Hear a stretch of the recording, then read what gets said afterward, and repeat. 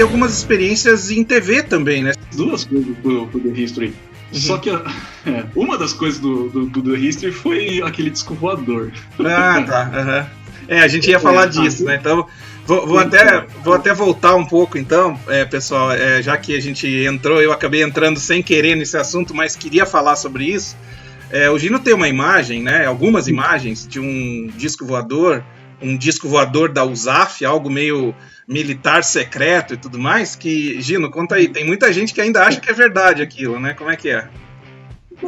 Pois é, então, aí que entra a história da ilustração. Alguém precisa mostrar alguma coisa que não existe. Já Sim. Começa por aí o ponto. Uhum.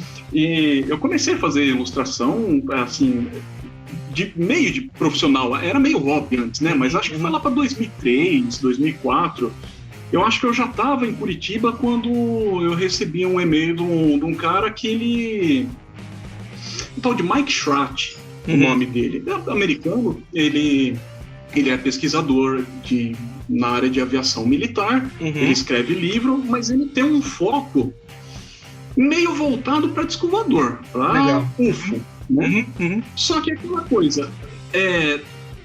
dá a impressão, pelo que eu entendi ali, dá a impressão que não é o foco alienígena, é aeronaves assim, secretas, a ideia dele, né? Então a pesquisa vai nessa área de imagens de aeronaves secretas. E aí ele me mandou, cara, um pacote enorme, um pacote pelo correio, mas com um monte de rascunho desenhado à mão e carta datilografada, e ele foi me explicar que ele teve contato com a história dele, tá? Eu não tô falando que é verdade ou não. Entendi. Tá?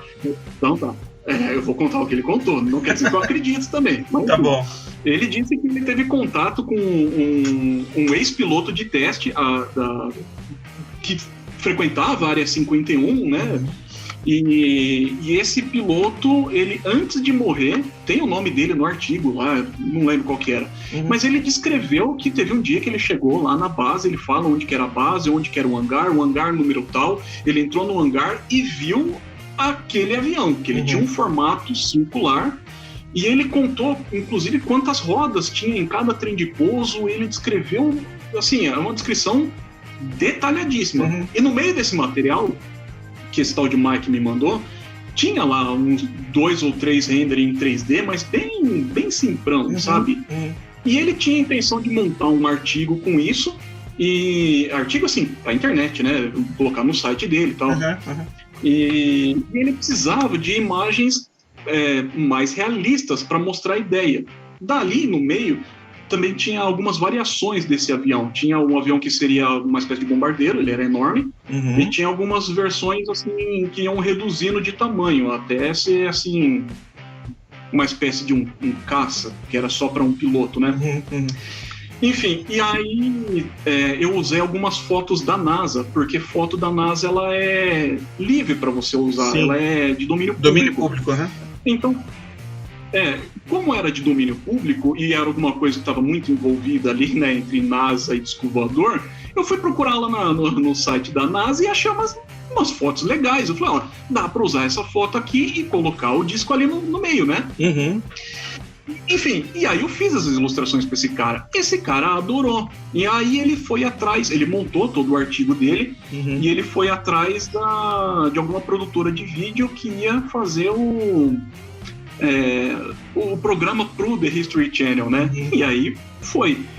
Inclusive eu cheguei a fazer alguma animação ali, mas bem pouquinha, porque na época eu também não tinha nem máquina para fazer isso.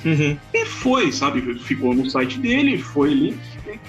Curioso que teve um dia que eu liguei a TV, e já fazia tempo que eu não assistia nem The History Channel, porque os caras só falam de ET lá, né? Parou de ter história no negócio. E aí eu tô lá mudando de canal, entrou ali no The History e tava lá o meu avião passando. Eu falei, eita, foi a primeira vez que eu vi, tava lá no The History.